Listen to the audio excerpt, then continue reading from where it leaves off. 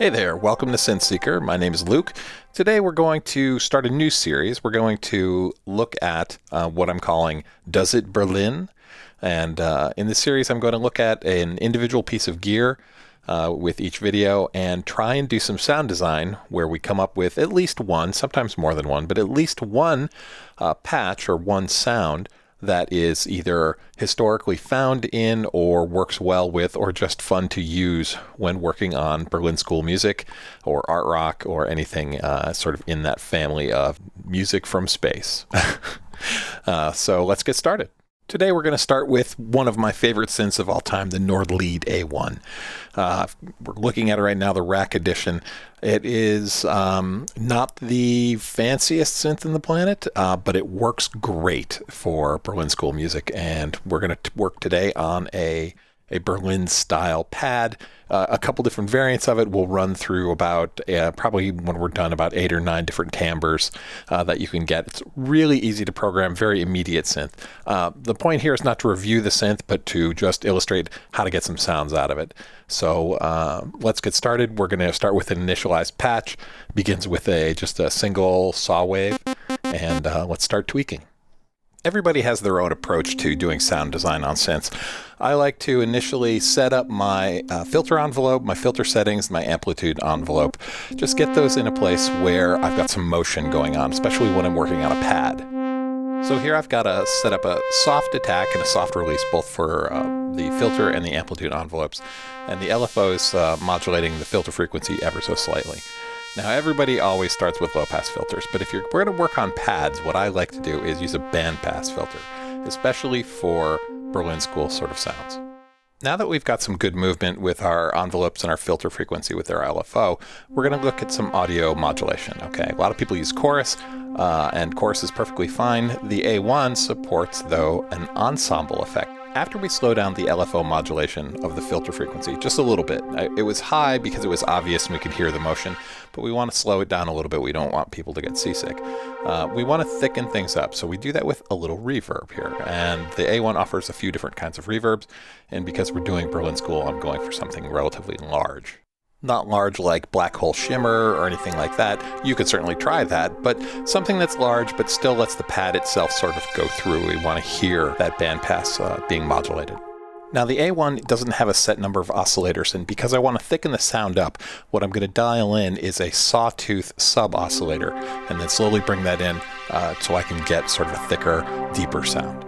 Forgive my huge Andre the Giant style hands from blocking the camera. I do try and use my other hand to try and make it obvious what I'm doing, but when I do block it, I'll just tell you what I'm turning. So what I'm going to do now is turn on the delay. I want to have a little delay going on in the background so that when you start to play the filter and start to play with some of the effects, you'll hear just sort of a smeared delay running in the background underneath the pad. It's useful. It's not required, but something to really play with and determine, what matches your tastes.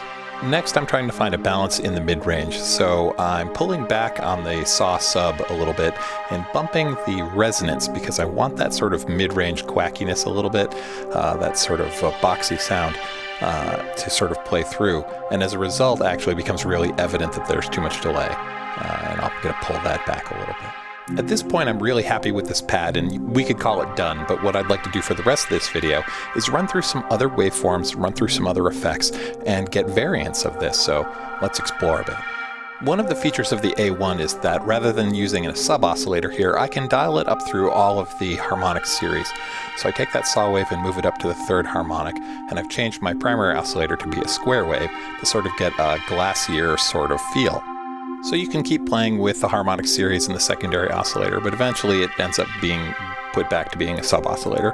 And then I sort of work my way through some of the alternate waveforms for the primary oscillator, tweaking the filter frequency and the mix between the oscillators as we go. Eventually I settle on a place that I'm happy with, and what I'd like to do now is look at some of the effects and what you can do as far as alternate effects and how to play them like an instrument. As you're exploring your synth, whatever it is, and playing with filter frequency effects, things like that, I encourage you to turn the knobs slowly. You'll see me doing that here. Occasionally I'll give them a fast crank, but for the most part, you want to make very small changes in your effects parameters, things like that, and actually listen to what the effect is. Let it play out for a second or two, or turn it extremely slowly and listen as you're going so you get a feel for what's going on. Now that was the flanger. I'm moving on now to the phaser. Both phasing and flanging I really enjoy low settings for, slow churning timbre changes. As we're listening to this phaser going, you may want to make other subtle changes. You may want to bump your delay up, or maybe add a little bit more schmear with your reverb, or maybe even I think I tweak the sub-oscillator a bit, bring that in a little bit more. It all really comes down to the motion you desire your patch to make as you're playing it, right? I like having motion moving through it, both slow motion and more contrasting motion. Play. You could certainly turn up the speed of your phaser or whatever, experiment with it, right? In a minute we'll play with extremely high rates in a ring modulator, but definitely play with the motion of your patch. Now, ring modulation is probably my favorite synth effect or audio effect to play with, right? You really want to play with that rate knob. And here, go ahead and crank that as fast and as high as you want. And really learn to play it, much like you would play a filter frequency knob. You want to play with the ring modulation rate knob. And you can get a lot of interesting stuff going on here, especially when combined with a long delay.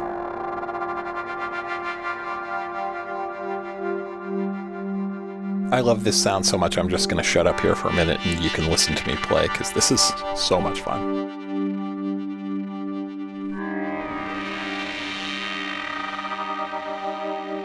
Another way to get this sound or something similar to it is to modulate the speed of an LFO with a falling saw wave, or with an envelope that's falling. So your LFO starts really high and it slows down over time, and then use that to modulate something like filter frequency or your amplitude.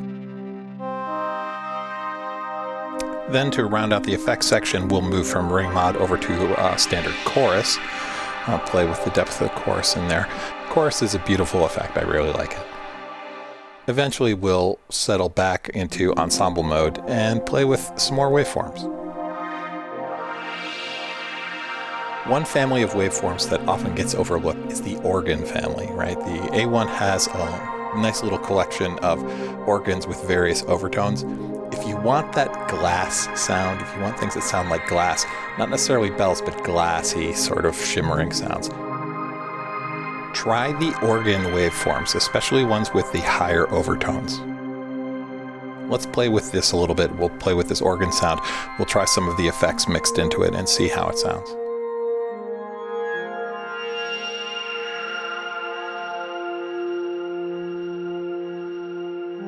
Here's our flanger, and we'll play with the depth and add a little bit more sub-oscillator.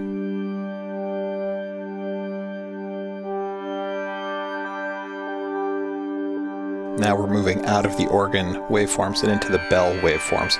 Now the A1's bell waveforms aren't bell strikes so much as they are the harmonic content of bell, both enharmonic and harmonic sort of, so you get both the sort of metallic sounds and the sort of clear sounds. And let's see what the ring mod sweeps sound like with this tone.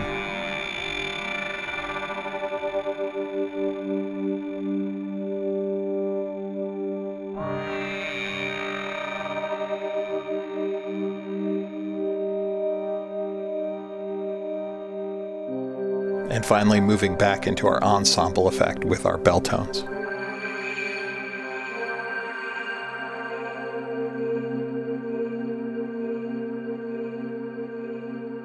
And here we are back where we started with our original sawtooth waveform.